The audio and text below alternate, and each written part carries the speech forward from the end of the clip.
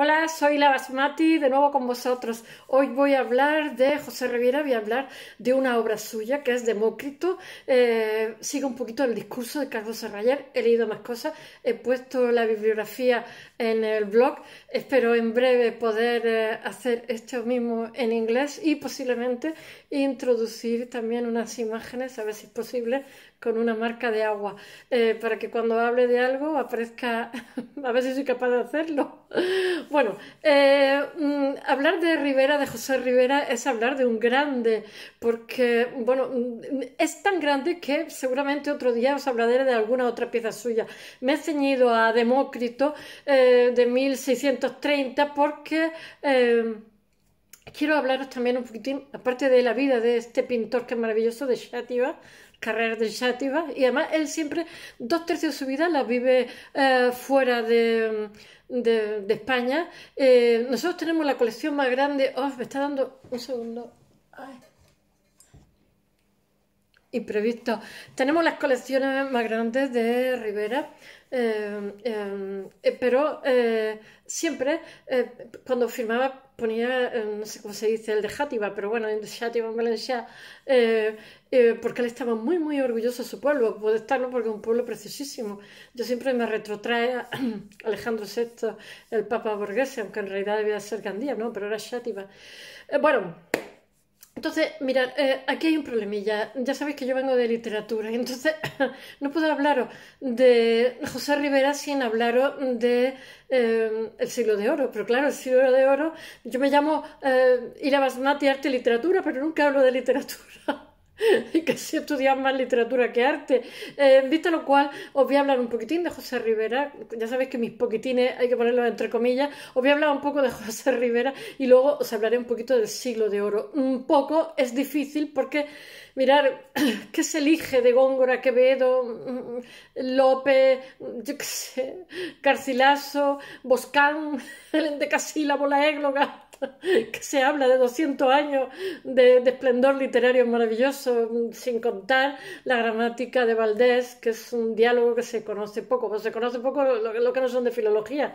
Yo que sé, que la novela pastoril, el teatro La Corrala, yo que sé que hablo de el Teatro Calderón, que Fray Luis de León, San Juan de la Cruz, Santa Teresa, Teresa de Cartagena, Fray Luis de Granada. ¿Cuál elijo de todos, no? Porque ese problema, cuando tienes que hablar de un tema, tienes que elegir algo, tienes que acotar, porque si no, el tema este se puede hacer gigantesco. Y es lo que me pasa a mí con el tema del siglo de oro. Entonces, todo Rivera, José Rivera, transcurre todo esto en el siglo de oro, que son 200 años. Y muchas veces yo tenía discusiones con mis compañeros porque me decían, que eran jovencitos, me decían, ay, el siglo de oro no, porque es muy machista, están obsesionados con el honor. Mirad, el siglo de oro es cualquier cosa menos un tópico, como le pasa también a Rivera, que Lord Byron dice que pintaba con la sangre de los santos. Pues no, Rivera es eso y algo más.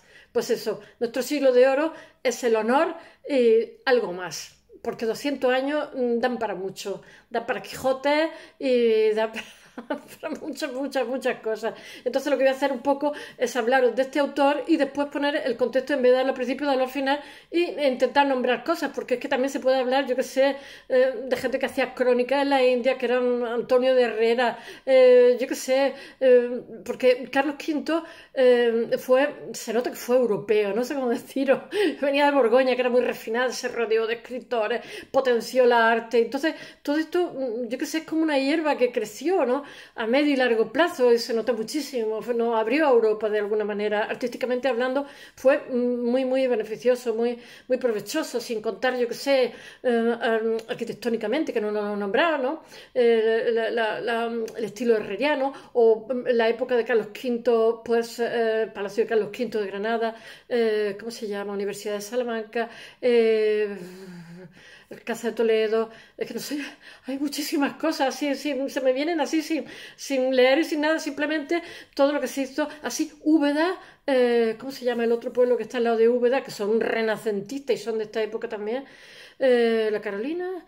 Bueno, mirad, Voy a empezar contando Rivera y luego pasamos al siglo de oro a ver el pastiche que voy a hacer. Sabéis que me gusta mucho contextualizar el eje sincrónico diacrónico, sin el cual es imposible que podáis entender una pieza, porque el pintor está sumergido en todo ese contexto y sin ese contexto no hay explicación. Sin más deciros que, por ejemplo, Rivera es un barroco como, yo que sé, como Murillo, como todos los que hay. Entonces, esa gente, este Demócrito tiene un punto cutre. Y es que de alguna manera están, aparte que tiene la influencia de Carballo, que uno dice que lo conoció, que fue discípulo, otros que no lo conoció, no lo sabemos, la verdad, porque no sabemos apenas nada de su vida, que su padre era zapatero, que tuvo 8 hijos, que su madre se llamaba Cucó, que él se llama José Rivera Cucó, que nació en Játiva y poco menos, y que al poco tiempo estaba muy jovencito, estaba en Italia, deambulando por Parma, Bolonia, Roma, y al final terminó en Nápoles. Y terminó trabajando para españoles, porque Nápoles era un virreinado de español, y aparte a los españoles nos encantó, pero es que además de eso hizo una escuela propia, con un discurso propio, e introdujo todo eso en España. Porque mirad, él estaba bebiendo directamente ¿cómo se llama?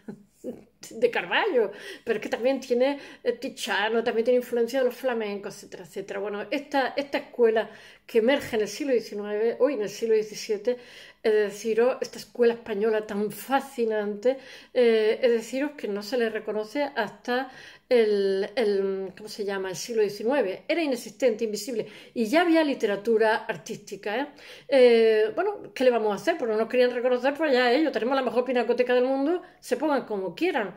Esta gente, siempre España, la España negra, yo no sé, pero bueno, pintores siempre hemos tenido una cantera de artistas maravillosos, quizás por el carácter que tenemos tan, yo qué sé, tan ácrata, no sé, la verdad es que no lo sé, pero siempre hemos tenido buenos artistas, bueno, y también literatos, etcétera, etcétera. Ya sabéis que la filología pertenece a las bellas artes, me está dando la luz todo el rato en el ojo, ahí.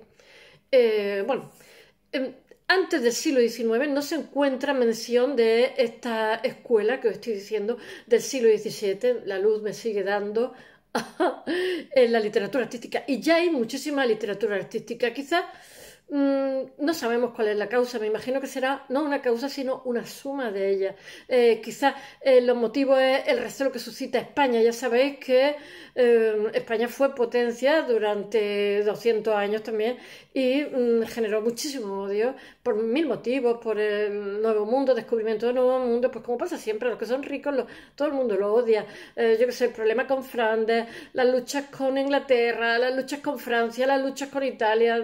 Ten en cuenta que mantener un imperio es carísimo porque tienes que estar continuamente para mantener a raya, estar mandando ejércitos y con continua guerra o con continuos temas diplomáticos para que todo se mantenga en orden. Y es bastante complicado cuando son varios continentes como lo que teníamos.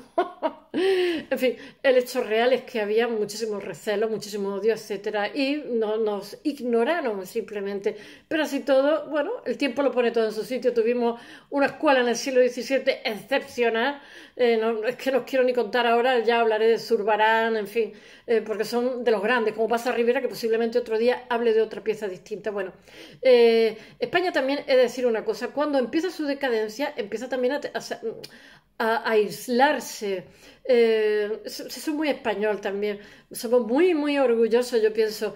Y bueno, tras el caravallismo del siglo XVII, es que el caravallismo ha influido hasta en el cine, o sea, si veis 900, pues además lo explican cuando están preparando la storyboard, ¿no? Cómo se fijan en la luz, en las sombras sabéis que las sombras son los que dan volumen, ¿no?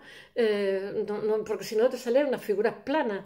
Entonces, esas luces y esas sombras, y además de eso influye muchísimo también en el cine, como le pasa a algunos pintores, como le pasa en el siglo XX a Hooper, que influye en Hitchcock. No sé, Edward Hooper, la habréis visto, ¿no? Que es descendiente de holandeses que vive tal, bueno, pues influye en Psicosis, en los fotógrafos y tal.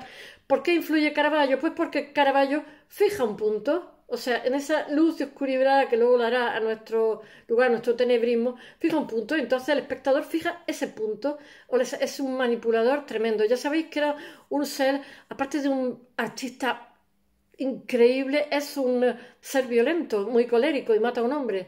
Y entonces pues tiene que huir porque la justicia va detrás suya. No sabemos si lo mató con razón, sin ella o lo que sea. El hecho real es que lo mata. Y entonces tiene una vida muy atormentada, muy desastrosa. Y cuando la justicia aclara el tema y ya puede volver, pues va y se muere. No sabemos si nuestro pintor sí que sabemos que tuvo noticias. Se especula con quién pudieron ser sus maestros. No lo sabemos en absoluto. No sabemos si sus maestros fueron españoles o ya sé que Valencia también tiene mucha tradición. Bueno, es que es una tierra de luz y de color, nunca mejor dicho. Que he tenido marido valenciano, hija valenciana, pero sí, lo mismo, todo lo que es el Levante, el sur, pues tenemos buenas tradiciones de pintores antes y ahora, de fotógrafos, etcétera, etcétera, porque también el clima, el contexto, yo qué sé, las tradiciones empujan a ello, lo tenemos más fácil que en otros lugares que están bajo cero, ahora no podemos hacer fotos ni pintar por ahí. Bueno, ¿por dónde iba yo? Que bueno, que tras Carballo no sabemos si Rivera llega a conocerlo, unos dicen que sí, otros dicen que no, no sabemos si se forma en Valencia, se ha especulado con eso, el director del Prado lo dice, que antes de irse a la aventura, al Gran Tour, se fue detrás de un ideal de Carballo, que seguramente conocería copias de él, ¿no? Seguramente se iría con formación artística para poder tener de qué vivir. Una persona que no tiene oficio no se puede ir y más en aquella época, estamos hablando de hace 5 siglos. Yo también pienso que tuvo que tener formación, lo siento mucho, tuvo que tener formación artística. Otra cosa es que cuando llegó allí absorbió la influencia de Carballo, etcétera, como se ve en su pintura. Después la atenúa, porque este cuadro del que os voy a hablar hoy es un cuadro, digamos, de una época de mayor madurez, donde ya no hay esa brutal luz y sombra. Está muchísimo más atenuado porque es un señor que además pinta muy rápido, tiene la pincelada suelta también, la hemos heredado ya de, ¿cómo se llama? Tiziano, también con muchas manchas y tal. O sea, Tiziano marcado como un, ¿cómo se dice? Un pilar en lo que es la escuela de este Tiziano, también el Greco, etcétera. Bueno, pero es que el Greco también está dentro del siglo de oro. Bueno, sigamos. Tras el caraballismo del siglo XIX se impone el clasicismo que llega hasta mitad del siglo XVIII. Ya sabéis que esto que está ahora mismo, que ahora mismo os voy a relatar, surge como reacción a esa excesiva idealización que hay del... Ay, no me acuerdo cómo se llama. Esto que hacen después del Renacimiento, hacen las figuras como muy largas, muy estilizadas. Bueno, no me acuerdo cómo se llama, ya me acordaré. Pues entonces, la pintura que se hace ahora, la pintura que se hace de Carballo, que hace este señor que coge a un mendigo de la calle y lo convierte en un filósofo, en un sabio, pues es una reacción, es como una pintura como más cutre, porque ya sabéis que en el siglo XVI decía que nadie es más que nadie. Qué bonito. Es que es también la época de las luchas civiles, de los pilgrims que se van, los peregrinos que se van a América, que están luchando con lo de Lutero, que están diciendo nosotros no le pagamos impuestos al príncipe protestante, son católicos, al contrario, somos protestantes, no le pagamos impuestos. Entonces es la época también de las cartas magnas, son la época de las luchas civiles. Entonces todo eso trasciende también a la pintura. Ya no se cogen... es que no me acuerdo cómo se llama, qué es lo que viene detrás del barroco, no me acuerdo. ¿Cómo puedo estar hablando de eso y recordarme? Bueno, da igual. Que todo este contexto, ya sabéis que en cada época hay una sensibilidad e influye. Este señor ha cogido, por lo visto, para hacer este sabio, que le pone un compás en una mano y entonces no parece Demócrito, parece, yo que sé, otra figura de filósofos que es de una serie que se hacían para la biblioteca y para que había una tradición en Italia, también en los Países Bajos, en Flandes, pero se solían hacer una docena para los estudios y para la biblioteca se solían hacer, por ejemplo, pues para ambientar. Él hizo esta serie de filósofos, Demócrito, el que estamos hablando hoy, ¿no? Y no me acuerdo si durante mucho tiempo se le ha confundido con Arquímedes y tal, porque tiene un compás y tal, no, pero este es Demócrito, es Demócrito. Entonces cogió sencillamente algún campesino pobre napolitano de la calle y le pone como una risa, porque como los filósofos siempre tenían fama de ser gente como muy de buen talante, de buen humor, siempre felices totalmente, aunque la vida les fuera adversa, y entonces está vestido con ropa pobrísima, con un aspecto de mal comido, sin embargo tiene un aspecto de felicidad total, y ese es una especie de choque psicológico que está un poquito de moda en aquella época, ¿no? Que nada es lo que parece. Bueno, vamos a seguir.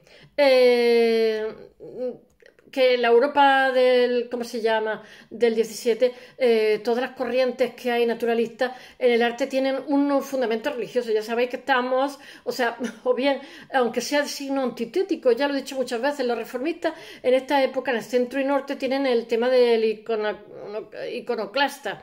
Ya sabéis que no quieren piezas en su iglesia, ni quieren pintura, ni quieren de nada. Protestantes. Y después los del sur están con su contrarreforma, que tienen que hacer como una pintura como muy combativa para fomentar también la religiosidad popular. Esa sería la palabra. Tienen que oponer a esa visión de racionalidad tan luterana. Ya están mis gatos cargándose los sillones. Una visión provincialista, yo qué sé, no sé, ellos quieren también, luchan un poco también con el concepto de hecho, a partir de Trento no quieren que haya desnudos, dan como unas pautas a los pintores por tener en cuenta que la iglesia es uno de los sponsors más importantes para los artistas y uno de los mayores patrocinadores. Entonces, como en la India, con el Shiva, se dan, mis gatos por aquí, se dan unas pautas para qué es lo que tienen que hacer, que por supuesto se lo pasan por el arco de triunfo y hacen lo que les da la gana, como no, adiós, gracias. Pero sí, después la iglesia repintaban, trapitos para todo el mundo, todos los que estaban desnudos y se ponían trapos. Después, cuando vinieron los restauradores, lo limpiaron. Bueno, el sentido artístico de esta, o sea, el sentido renovador de estas corrientes naturalistas no alcanza, ya lo he dicho, hasta el siglo XIX, o sea, nos tiramos pues como 400 años, de 300 y 400 años, siendo ignorados por nuestros vecinos, allá ellos. Ahora se matan por tener un cuadro de toda esta gente. ¡Uah, qué mala soy! Parezco una vecindonga. Bueno, en todo este proceso que os estoy contando, José Rivera tiene, del que os voy a hablar hoy, tiene un papel importantísimo, que es de lo que quiero hablar. Nace en Xàtiva, en Valencia, y bueno, la tierra de Raimon y de tantísima gente, bueno, del que se desconoce todo. Solamente se sabe que tiene 7 hermanos más, son 8 hermanos, es José Rivera Cucó.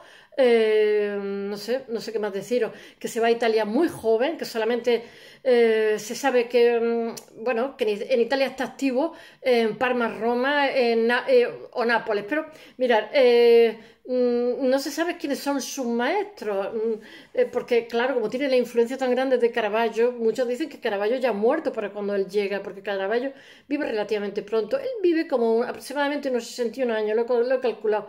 Qué morbo tengo siempre con las edades.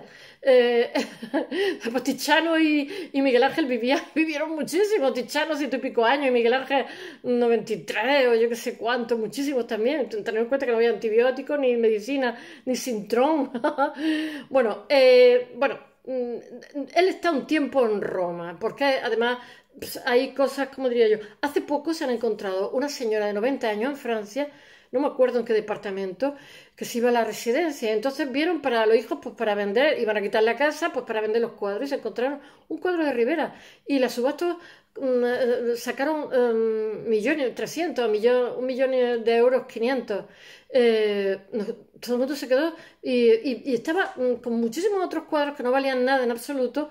Y nadie sabe cómo llegó allí el Rivera, el Rivera que es una precisidad, el cuadro este, el que han subastado en Francia hace muy poquito, y bueno, hace muy poquito, hace unos meses, y es que he estado leyendo sobre, y han aparecido otros cuantos más por otros sitios, fue muy trabajador, muy rápido, le llamaban en Italia el Spagnoletto, ¿cómo se llama? El avión del rey se llamaba así también, el Spagnoletto. Bueno, que reside desde 1613 en Italia. Tener en cuenta que me parece que ha nacido en el 1591 o 1599, no lo sé. Ha nacido, o sea que relativamente será en el 91, con 20 y pocos años. Y bueno, en Roma es apreciado porque forma parte de la Academia de San Luca. Hay otras biografías que he leído que dicen que en Roma se tiene que largar a Nápoles porque le gustaba mucho el juego y la justicia lo seguía porque había dejado deudas de juego y se las pira a Nápoles con el virrey de Nápoles, para quien trabaja y para quien hace esta serie de este cuadro, de 12 cuadros que son para el studiolo, que llaman los italianos, o para ¿cómo se llama? Para la biblioteca. Que ya os digo que en España no había tradición, pero a raíz de Rivera sí que se impone esa tradición en este siglo. Ya sabéis, cada país tiene su forma de ser. Yo me pongo chaqueta y me dicen, eso es de la campiña francesa, eso es de la campiña inglesa. Y yo digo, bueno, pues no tenemos campiña, pues tenemos frío y pesa poco y vale barata y se puede meter en la lavadora. Esa es la tradición de no sé qué, la tradición de no sé cuánto, pero lo que es bueno para todo el mundo. Bueno, Rivera queda deslumbrado con Carballo. No sabemos si lo llega a conocer o no lo llega a conocer. Lo que se queda es fascinadísimo. Ni siquiera sabemos si se va de Játiva a Italia porque se queda totalmente fascinado. Bueno, y más tarde, ¿cómo se llama? Es consagrado como pintor de naturalismo. Y bueno, que está en Nápoles, que allí en Nápoles se casa además con una mujer con dinero, que es hija de un pintor y un marchante, pero que están bien situados económicamente. Y entonces él transcurre toda su vida, 2/3 de su vida, y muere allí en Nápoles. Pero es curioso porque para quien trabaja es para los españoles. Y ya os digo que se va posiblemente con el virrey de Nápoles cuando está en Roma y como si dijéramos está en su corte, por decirlo de alguna forma. Y la vida le va estupendamente allí, ¿eh? Se instala definitivamente allí en 1616. Y además es muy curioso porque no solamente tiene encargos del virrey y tal, sino de más españoles de la península, con lo cual crea escuela porque la forma que tiene él de pintar es un discurso propio que crea muchísima influencia, ya sabéis, y además de eso en Italia también tenemos a Luca Giordano, etcétera, etcétera. No sé qué puedo decir. A pesar de vivir en Italia, su pintura desde la distancia influye decisivamente en nuestro país de manera directa o indirecta durante el siglo XVII. De hecho, voy a decir una cosa, Velázquez jovencito, en el primer viaje que hace a Nápoles, a Italia, va a visitarlo, para que os hagáis una idea de la repercusión que tiene ahora mismo Rivera en España. Rivera es muchísimo más mayor, bueno, muchísimo no, un poco más mayor.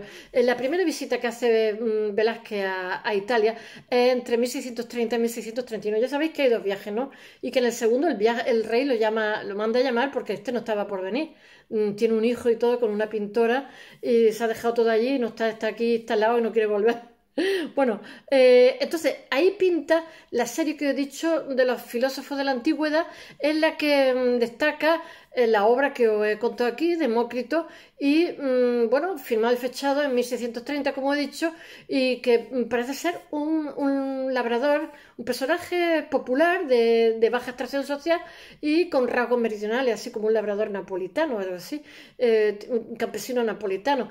Es una obra de la madurez donde todavía se ve Carballo, pero se ve un poquito menos, está más atenuado que en otra época de su vida. Y bueno, ese claroscuro, ya sabéis, tan característico, quien sepa ya os digo que he tenido muchísima influencia en el cine. Bertolucci habla bastante de Carballo, ¿vale? Es que a mí también me afecta, yo digo, qué moderno era para la luz, cómo entra en un local y cómo se va atenuando, porque es que sabéis una cosa, esos semitonos que también se buscan en la fotografía y en el grabado muchas veces y tal, lo que dan es profundidad. A menos semitono, más plana la pieza de lo que veáis. Muchas veces se busca sobre todo en la ilustración que sean planas, ¿eh? O sea, no hay como un canon establecido, pero depende de lo que quieras expresar y cómo lo quieras expresar. En el caso de los semitonos es maravilloso. Entonces, en el cine, en la fotografía, etcétera, y en la pintura, pues es increíble. Bueno, en la pintura de esta época, después habrá otro tipo de pintura. Influye, ¿eh? Rivera influye también. No sé si eran Matisse, no me acuerdo. He estado leyendo. Bueno, esta figura de sabio es muy estrambótica porque coge un hombre muy miserable, muy pobre, que se le nota además. Pero él está queriendo, ¿cómo diría yo? Está muy en consonancia con ¿cómo se dice? El antihumanismo contrarreformista. Esta representación de Demócrito es parte de un conjunto identificado que ejecuta para el duque de Alcalá, virrey de Nápoles entre 1629 y 1631, con el que marcha desde que está en Roma, porque por lo visto en Roma tiene algunos asuntos de deuda y se va con este señor y trabaja para él. Y bueno, esta docena de filósofos está destinada a decorar, como he dicho antes, el estudiolo o la biblioteca, los muros de grandes bibliotecas, que utiliza una fuente clásica que son las vidas y doctrinas y sentencias de filósofos de Diógenes, ¿cómo se llama? Diógenes Laercio. Y bueno, tiene un trasfondo cultural mucho más amplio y complejo, totalmente ampliamente explotado por la erudición humanista, la interpretación que hace Rivera de Carballo dentro de un clima, yo qué sé, neoestoico. Ya os digo, tiene una segunda lectura totalmente. Al filósofo siempre se le atribuye la característica de la eutimia, ¿no? Son personas felices aunque no tengan dinero. Eso me recuerda a la figura de Filemone Bauci, ¿cómo se llamaba? Ovidio, ¿no? Que fueron buscando, eran dos dioses que estaban disfrazados de humanos, fueron una de las metamorfosis, era un día lluvioso con muchísima nieve, muchísimo frío, como hace ahora, y entonces llegaron a un pueblo, entonces dijeron que por favor si podía tener cobijo, aunque fuera en el establo, y dijeron todos, no, no, no, no, no, no, no, no, no, no. Entonces todo el pueblo, entonces llegaron a la casa más pobre y, y ya estaban exhaustos, estaban helados de frío, estaban descompuestos, muertos de hambre y tal. Y les preguntaron, que era la casa de Filemón y Baucis, y les preguntaron si podían tener cobijo allí, y dijeron que sí, sí, en el establo. No, no, no, en el establo no, en nuestro comedor, y os vamos a hacer de comer. Entonces tenían un pato, entonces mataron el único pato porque era una parejita mayor, muy modesta, pero muy buena gente, muy risueña y tal. Y los trataron como reyes. Y me acuerdo que Ovidio hace una frase que dice, hicieron de su pobreza algo nimio. O sea, fueron felices a pesar de que eran muy modestos. Entonces los trataron tan bien, que decidieron la aldea sumergirle a toda esa gente que había sido mala, mezquina, sumergirla y los dioses. Y le dijeron, podía elegir un deseo, cada uno que lo concedemos, podía elegir riqueza, una casa grande, lo que queráis. Y entonces ellos dijeron, no, no, no, no, nosotros riquezas no necesitamos, eran pobres, nosotros nos hemos amado y entonces queremos morir a la vez y para que el otro no se quede, no sufra.